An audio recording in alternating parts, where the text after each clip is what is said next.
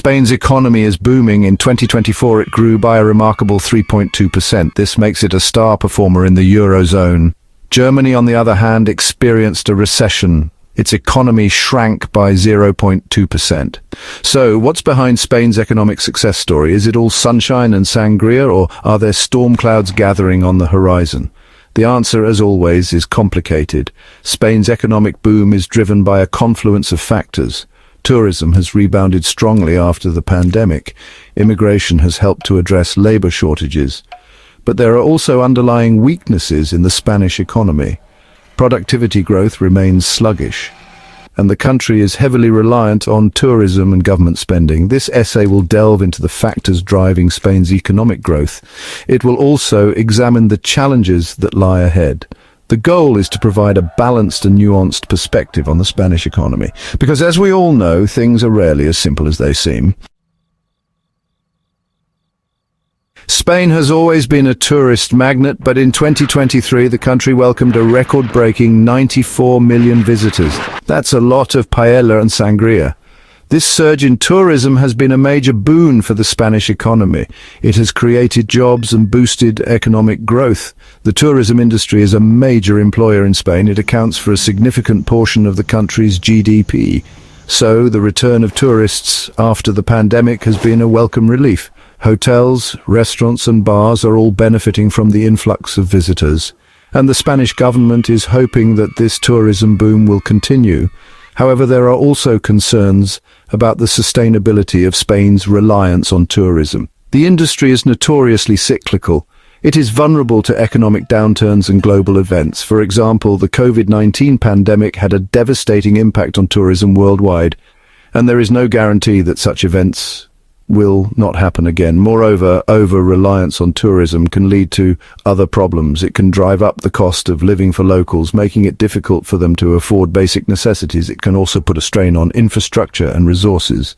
The Spanish government will need to address these challenges if it wants to ensure the long-term sustainability of the tourism industry. Spain, like many developed countries, is facing a demographic challenge. Its population is aging and its birth rate is low. This is leading to labor shortages in certain sectors. To address this challenge, Spain has turned to immigration. In recent years, Spain has seen an influx of immigrants from Latin America, Africa, and other parts of Europe. These immigrants have helped to fill labor shortages in sectors such as agriculture, construction, and hospitality. They have also contributed to Spain's economic growth. Immigration has helped to boost the country's workforce and consumer base. However, immigration is not without its challenges. It can put a strain on public services such as healthcare and education. It can also lead to social tensions, especially if immigrants are perceived as taking jobs from native-born workers. The Spanish government needs to manage immigration carefully to maximize its benefits and mitigate its potential drawbacks. While Spain's economy is growing, there are concerns about the sustainability of this growth. One major concern is the country's low level of productivity. Productivity refers to the amount of output produced per worker per hour. Spain has one of the lowest levels of productivity in the European Union. There are a number of factors that contribute to Spain's low productivity. One factor is the country's rigid labor market. It can be difficult for companies to hire and fire workers in Spain. This makes them reluctant to invest in training and development. As a result, Spanish workers are often less skilled than their counterparts in other countries. Another factor that contributes to Spain's low productivity is the country's high level of bureaucracy. It can be difficult and time-consuming for businesses to start up and operate in Spain. This can stifle innovation and entrepreneurship. Addressing Spain's low productivity is essential for ensuring the long-term health of the economy.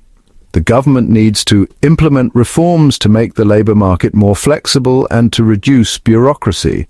It also needs to invest in education and training to improve the skills of the workforce. Section 5, Beyond the Beaches, Diversifying Spain's Economic Engine.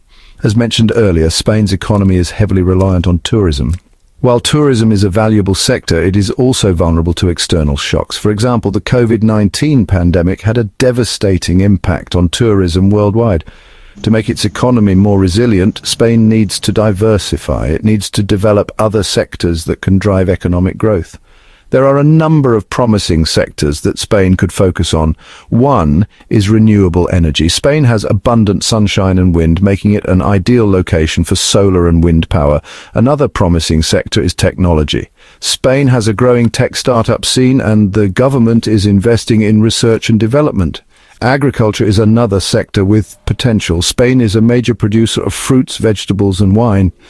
With the right investments, Spain could become a leading exporter of agricultural products. Section 6.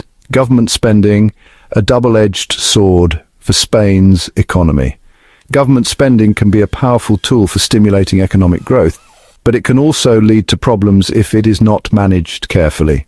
Spain has a history of high levels of government spending. This spending has helped to support the economy during difficult times, but it has also led to high levels of public debt.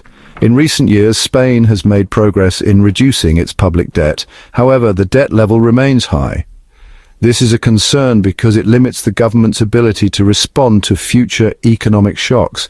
If another recession hits, the government may not have the financial firepower to provide much-needed stimulus. The Spanish government needs to strike a balance between supporting the economy and keeping its finances in check. It needs to ensure that its spending is sustainable in the long term. This may require making difficult choices, such as cutting spending in some areas or raising taxes. Section 7. Germany's economic malaise, a stark contrast to Spain's success. While Spain's economy is booming, Germany's economy is facing a number of challenges. As mentioned earlier, Germany experienced a recession in 2024. There are a number of factors that have contributed to Germany's economic woes. One factor is the country's heavy reliance on exports. Germany is a major exporter of cars, machinery, and other manufactured goods. However, global demand for these goods has weakened in recent years. This is due to factors such as the slowdown in China's economy and the trade war between the United States and China. Another factor that is weighing on the German economy is the country's high energy costs. Germany is heavily reliant on Russian gas. However, the war in Ukraine has disrupted supplies and sent energy prices soaring. This has made it more expensive for German businesses to operate. Germany's economic challenges are a reminder that even the strongest economies are not immune to external shocks. The German government is taking steps to address these challenges, but it remains to be seen how effective these measures will be. Section 8. The migration equation, boosting numbers versus boosting output. Immigration can be a double-edged sword for economies. On the one hand, it can boost economic growth by providing a source of labor and increasing consumer spending. On the other hand, it can put a strain on public services and lead to social tensions. The economic impact of immigration depends on a number of factors, including the skills and education level of the immigrants, the sectors in which they work, and the policies that governments put in place to integrate them into the labor market and society.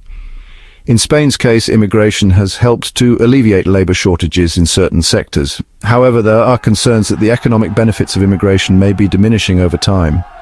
This is because many immigrants are employed in low-wage, low-productivity jobs. To maximize the economic benefits of immigration, Spain needs to do more to integrate immigrants into the labor market.